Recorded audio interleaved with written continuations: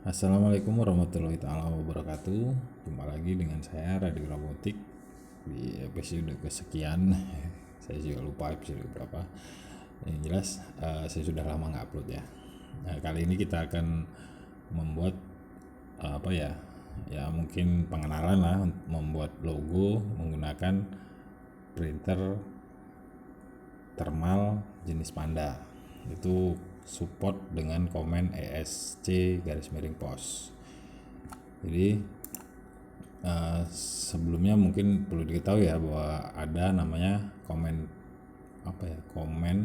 set komen itu berupa ESC_POS. Itu bisa support untuk berbagai macam printer. Selain printer thermal Panda ini, dia juga bisa untuk printer Bisolon, itu jenis printer dot matrix, ada printer TMU 220 atau printer Epson, atau mungkin jenis-jenis lainnya. Yang jelas kalau di datasheetnya support dengan komen ESC_POS, ya berarti dia bisa digunakan. Jadi ini apa, direct thermal printer ini kan untuk thermal, tapi ini adalah salah satu contoh komen set ESC. Ini ESC_POS. Jadi ini bentuk komennya ada ESC dan segala macam banyak. Ini bisa di-download, mungkin nanti bisa dikasih link ya di fanpage saya di Facebook, halaman Facebook saya. Ini selain itu juga ada sama sih, dia menggunakan ini juga. Nah, ini Epson TMU, ini jenis-jenis Epson juga. Ini juga support dengan komen set ini ESC_POS. Ada TMU sekian banyak nih. Ini komennya kan sama kan, karakter komen ESC kan. Mungkin ada beberapa perbedaan sedikit ya.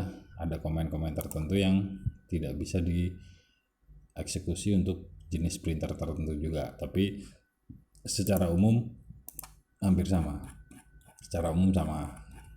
Jadi nggak jauh beda. Jadi kalau kita bisa menggunakan printer thermal yang support dengan ESC_POS, kita juga otomatis tidak akan kesulitan bila menggunakan dot matrix. Mungkin yang berbedanya pixelnya ya, DPI-nya tuh. Oke, kita langsung aja sini. Ini programnya sudah saya buat, jadi saya nggak perlu buat ulang ya. Ini kita menggunakan software serial biar datanya bisa dipantau. Nah, ini software serialnya, ini 9600. Oh ya, bedanya mungkin di baud rate ini ya. Kalau di dot matrix rata-rata 9600 atau 4800, sedangkan di thermal itu bisa 19200. Itu default dari pabriknya.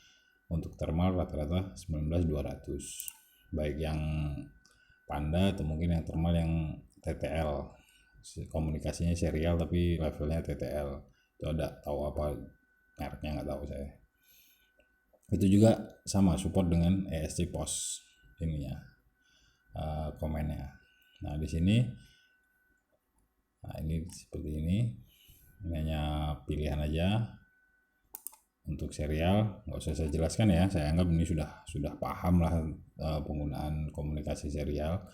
Ini my char, jadi ini switch case, ini juga saya pikir sudah paham, jadi nggak perlu saya jelaskan. Oke, jadi bila satu dia akan print stroke 1, 2, 3 dan seterusnya. Nah, ini print stroke-nya. Nah, ini salah satu bentuk komennya.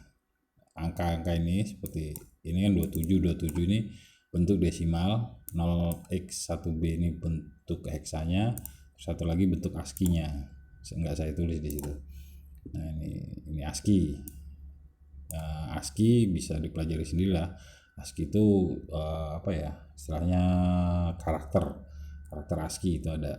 Ini ASCII, ini hex, ini desimal. Jadi ASCII-nya ESC, hex-nya 1B, desimalnya 27. Terserah. Kita kalau ASCII nggak bisa jelas ya. Kalau di pemrograman Arduino kita nggak bisa memasukkan karakter ASCII kecuali dia berupa char, berupa karakter. Kalau seperti ESC ini nggak ada karakternya ESC. escape. Jadi adanya hack sama desimal. Jadi kita memasukkannya nilai hacknya atau nilai desimalnya. Ini NV image. Jadi kita menggunakan untuk print logo itu kita menggunakan namanya NV image. NV itu non volatil artinya dia tidak hilang di saat tegangannya tidak memiliki sumber tegangan atau kondisi off. Itu non volatil, seperti kalau di Arduino itu seperti EEPROM lah kurang lebih, itu NV juga non volatil. Nah ini print non volatil sama FSP, ini menggunakan TM220, sedangkan yang ini printer thermal itu universal, jadi kemungkinan ini untuk semuanya ya, karena memang sama. Nah ini kan FSP PNM. Nah ini di sini ada dijelaskan. Jadi ASCII-nya fs itu nggak bisa ditulis di Arduino, makanya dia yang ditulis adalah nilai ASCII-nya, hack sama desimalnya, terserah. Kalau hack, untuk menulis nilai hexa itu kita menggunakan 0x1c, itu nilai hacknya. Sedangkan kalau desimal kita langsung aja 27 gitu. Jadi umpamanya di sini saya tulis 0x1c itu untuk fs ini ya, fsp kan, fs1c. Nah atau bisa juga saya tulis 28. Jadi di sini sama aja ya, saya tulis 28, ini saya tulis 28 begitu aja, atau saya tulis 0x1c, itu sama aja, nggak ada bedanya, hanya satunya desimal, satunya heksa. Nah itu juga FSP sama 1C 28.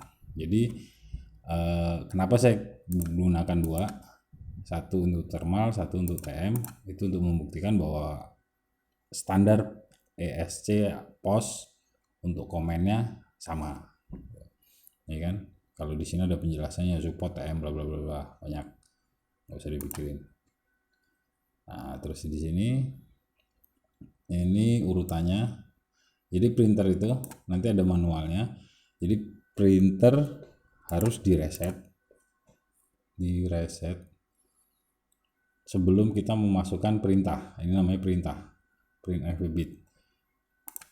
Nah sebelum kita melakukan perintah itu kita harus meresetnya, kurang lebih kayak LCD lah ya, kita harus di clear dulu. Kalau nggak di clear nanti timpah, jadi akhirnya bermasalah. Ini kenapa resetnya 2 kali, karena di awal pertama kali printer diberi perintah itu biasanya ada yang tertinggal atau gimana ya, ini untuk jaga-jaga aja lah intinya, ini hanya untuk jaga-jaga. Jadi saya meresetnya 2 kali, terus saya kasih tunda. Nah ini switch pilihan tadi ini, jadi pilihan 1 2 3 4. Jadi kalau pilihan 1 dia akan melakukan eksekusi di sini ini karakter berarti 1C 70. Nah ini print karakter 01. Nah kita lihat di sini, ini adalah nilai n di sini ada penjelasannya. Range n itu 1 lebih kecil atau sama dengan n, dan n lebih kecil atau sama dengan 255. Jadi n ini fungsinya, nilai ini fungsinya untuk menunjuk logo mana yang kita simpan di NV RAM, NV nya printer. Jadi sebelumnya kita harus menyimpan dulu logo itu di dalam printernya. Jadi ini menunjukkan alamat logonya. N ini N1 sampai dengan 255. Ini karena asumsinya logonya kecil-kecil. Kalau kecil-kecil bisa sampai 255, tapi kalau logonya besar seperti contoh itu nggak bisa, dia paling cuma mentok 4 logo, 4 atau 5 logo, karena terbatas juga ya. Itu tergantung memori dari NV RAM yang dimiliki oleh masing-masing printer. Oke, FSP N. Nah ini M di sini, ini adalah modenya. Jadi bisa normal, bisa double wide, bisa double high, bisa quadruple. Quadruple tuh ya high ya wide. Jadi Kalaupun logo yang kita masukkan di NVRAM-nya, NV bit image-nya printer itu kecil, kita bisa memperbesar menggunakan M ini. Nah, saya menggunakan 0 karena yang sudah saya simpan di dalam NV itu sudah besar, karena saya tidak mau ngitung lagi sih, ngukur pixelnya berapa nanti kalau diperbesar seberapa dan segala macam. Udah, saya langsung aja. Nah, di sini ini bitmap, ya harus bitmap ya. Logo yang di print itu harus bitmap, nggak boleh JPEG atau apa, dia harus bitmap BMP. Ini formatnya BMP monokrom. Untuk membuat BMP monokrom, nah ini kan dimensinya 414 kali 512, jadi maksimalnya 512 karena lebar kertas itu 512 untuk ukuran yang 80 mili, itu biasanya 512. Nah, di sini kita buatnya pakai menggunakan Paint, itu paling mudah dan paling support sih menurut saya, karena menggunakan Corel Draw atau Photoshop itu malah justru gambar yang dihasilkan kurang bagus ternyata. Jadi kita ada gambar, kita buat pixelnya. Terserah mana, mau yang jelas yang satu 5, yang jangan sampai lebih dari 512. Jadi kalau yang besar di horizontalnya ya kita buat horizontalnya yang 512. Kalau vertikalnya ini dicentang ya, biar kalau kita ganti satu, nah dia ganti semua. 512 ini besar. Oke, setelah sudah kita ukur filenya, kita save bitmap BMP. Nah, ini kita pilih, biasanya dia defaultnya di sini ya, default gambar. Itu kalau nggak di sini di 24 bit ini 256. Nah, kita pilih yang monokrom BMP. Ya, setelah kita pilih, kita save. Ini karena udah ada ya. Nah, kita save, nanti jadinya ya seperti ini. Jadi gambarnya nggak bagus, namanya juga monokrom. Nah, ini di sini ada keterangannya, dimension 414512 itu keterangannya. Jadi setelah itu kita upload ke printer menggunakan software yang tadi itu. Sini ini material print print F, ini ya sudah saya masukkan di sini. Karakter. Jadi yang kita print adalah karakter. Kita harus mengeprint karakternya. Kalau bukan karakter nggak mau dia. Di sini setiap eksekusi dia harus diakhiri dengan print ln atau CRLF. CRLF itu carriage line fit atau enter. Nah, ini break. Ini kalau pilihan 2, terus di sini ada mana pilihan 3. Oh, ini. Nah, ini di reset, ini ada tulisan bold. Jadi seperti yang saya bilang tadi, setiap kita memasukkan komen atau perintah, kita harus mereset printer sebelum kita mengambil kita menulis apa yang mau kita tulis, mau yang kita lakukan. Seperti ini, case 3. Ini printernya ngeprint print image atau print logo. Setelah itu di enter, habis itu di reset. Setelah di reset baru dimasukkan lagi perintah untuk melakukan print berupa bold itu berarti diperbesar ya, diperbesar nih untuk tulisan tebal. Nah, itu contohnya seperti itu. Nah, begitu juga dengan ini. Jadi untuk ini, untuk yang kedua apa namanya, memori yang kedua di printer ya. Jadi di printer itu saya simpan 2 logo. Yang pertama tadi itu Pertamina, yang kedua logo Radic Robotics. Jadi saya mau ngambil logo yang kedua, saya print, terus habis itu saya reset, baru nih tulisannya normal, saya tulis lagi tulisan normal.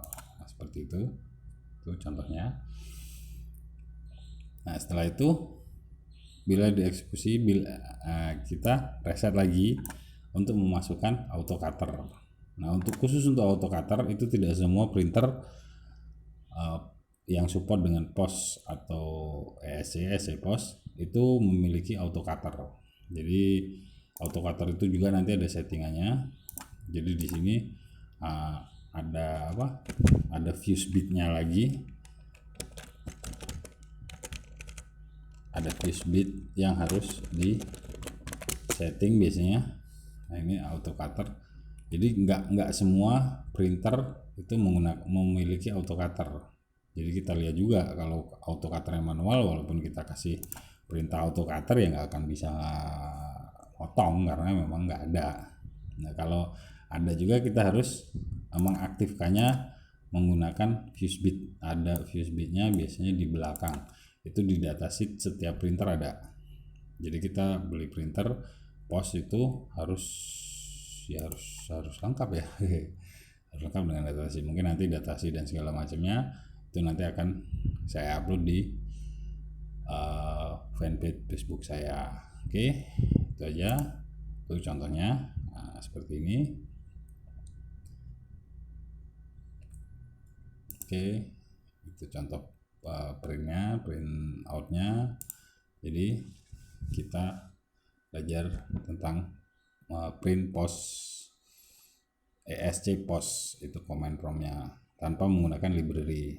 Saya rasa cukup itu aja. Mungkin nanti kalau ada kesempatan insya Allah saya akan membahas tentang LCD GM1964 kalau nggak salah, itu LCD baru itu saya dapatnya ada ruwet gitu. Oke, itu aja. Terima kasih. Saya akhiri. Wabillahi taufiq walhidayah. Wassalamualaikum warahmatullahi wabarakatuh. Terima kasih.